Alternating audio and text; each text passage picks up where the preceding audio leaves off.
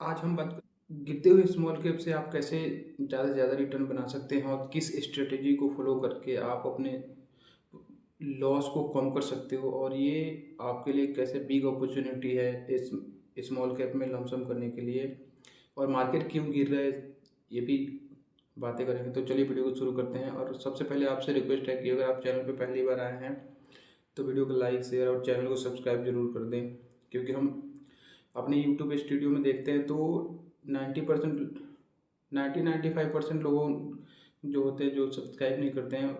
तो अगर आपको वीडियो का अच्छा लगता है तो आप सब्सक्राइब कीजिए, और या नहीं अच्छा लगता तो डिसलाइक कीजिए। इससे हमें पता चलता है कि हमें और मेहनत करना पड़ेगा और चीज़ें अच्छी अच्छी कंटेंट लाना पड़ेगा। तो देखिए, सबसे पहले बात करें तो 7 फरवरी से लेकर अभी तक ऑलमोस्ट 12-13% स्मॉल कैप टूट चुका है।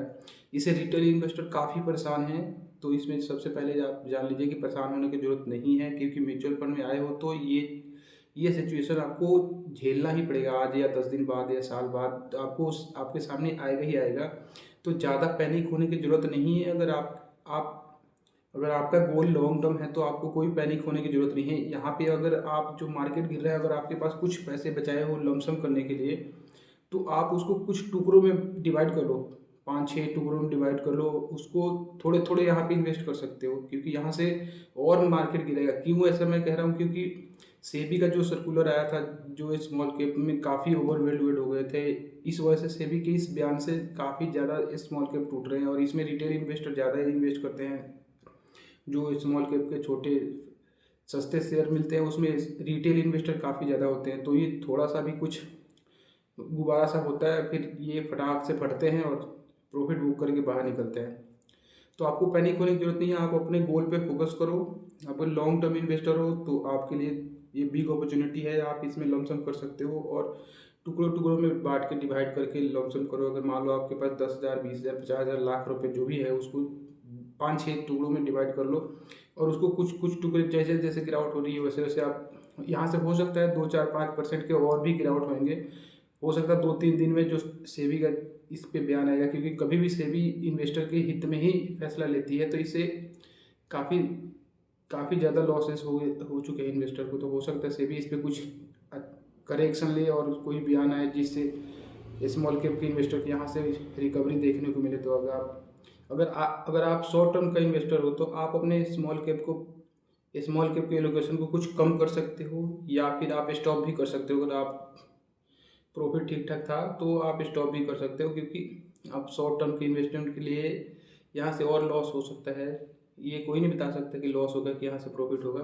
मैं अपने जो मेरे एनालिसिस है, जो भी मेरे अपने विचार कर रहे हैं वो विचार बता रहा हूँ। तो शॉर्ट टर्म के लिए आपके लिए तो आप यहाँ पे या तो एलोकेशन कम कर दो, या स्टॉप कर दो, या प्रॉफिट बुक कर लो। ऐसे कर सकते हो, या फिर प्रॉफिट मत बुक करो, थोड़ा सा गेन होगा। अगर आपके पास थोड़ा सा और टाइम है तो आप वेट कर सकते हो स्टॉप करके, उससे प्रॉफिट थोड़ा सा ज़्यादा मिलेगा, देखने को मिल सकता है।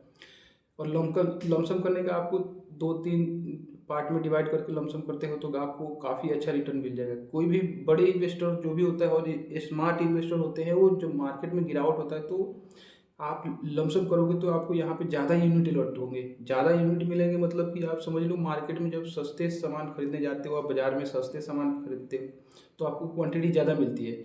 वैसे सेम है म्यूचुअल फंड में। अगर आप जब मार्केट गिरावट होती है तो अगर आप जितने पैसे लगाओगे उससे आपको ज़्यादा यूनिट मिलेगा। उस यूनिट को लॉन्ग टर्म में काफ़ी अच्छा आपको बेनिफिट देगा।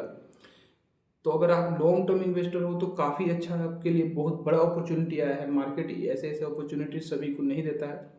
मैंने खुद भी लमसम करना है, थोड़ा सा और गिरावट हो जाएगा मैं भी लमसम करूंगा। जब मार्केट गिर के थोड़ा सा ऊपर को रिकवरी करता है तो वहाँ पे डालो आप, वहाँ से डालना स्टार्ट कर दो तो और ज़्यादा रिटर्न बनेगा, क्योंकि वहाँ से गिरने के चांसेस कुछ कम हो जाते हैं। लेकिन कोई ज़रूरी नहीं है कि वहाँ से ऊपर ही जाएगा।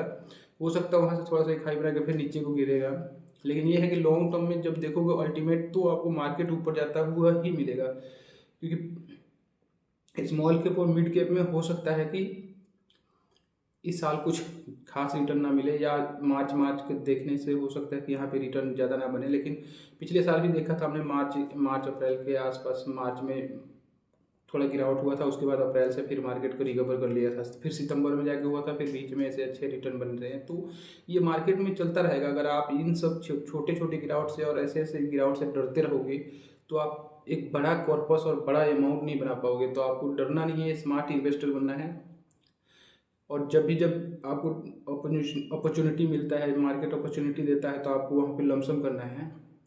कोई भी बड़े इन्वेस्टर को पकड़ोगे, वॉरेन बफेट को सोचे देखें तो वो कहते हैं जब मार्केट में सभी लालच करते हैं तो आपको मार्केट से डरना चाहिए, और जब मार्केट से सभी भाग रहे होते हैं तब आपको इन्वेस्ट करना चाहिए। तो यही आपके पास टाइम है। अभी सभी रिटेल इन्वेस्टर और सभी मार्केट से निकल रहे हैं, प्रॉफिट बुक कर रहे हैं, लेकिन आपको प्रॉफिट नहीं बुक करना है। यहाँ पे आपको कुछ पैसे लगाने हैं। अगर आपकी SIP चल रही है, अगर आप लमसम नहीं करना चाहते तो आप SIP को डबल कर सकते हो, या 5-10% बढ़ा सकते हो SIP अमाउंट को। इससे आपको होगा क्या है कि 2-3 महीने के लिए जब तक आपको सस्ते अलॉट होते हैं तब तक आप SIP के अमाउंट को डबल कर दो, या 10% बढ़ा दो, 5% बढ़ा दो। आपके पास जो कैपेबिलिटी है, जिस अकॉर्डिंगली आपके सेविंग हो रहे हैं उस अकॉर्डिंगली बढ़ाओ। ऐसा ना हो कि आपने जो प्लानिंग किया हो, फाइनेंशियल प्लानिंग है, उससे ज़्यादा जाके इन्वेस्टमेंट कर दो, फिर आपके जो रेगुलर डेली के खर्चे जो उसमें एडजस्टमेंट करनी पड़े। तो ऐसे नहीं करनी है। आपके पास जितने सेविंग है उसके अकॉर्डिंगली आप 5% 10% बढ़ा सकते हो। जिसके पास ज़्यादा है वो डबल भी कर सकता है। तो इस वीडियो से रिलेटेड आपके माइंड में कोई भी क्वेरी हो, कुछ भी आपके मन में आता है तो कमेंट बॉक्स में आए, कमेंट करें। आपके पोर्टफोलियो से रिलेटेड, आपके म्यूचुअल फंड इन्वेस्टमेंट से रिलेटेड, आपके फंड से रिलेटेड तो कमेंट करें, हम उसका रिप्लाई देने की कोशिश करेंगे। Thank you so much watching this.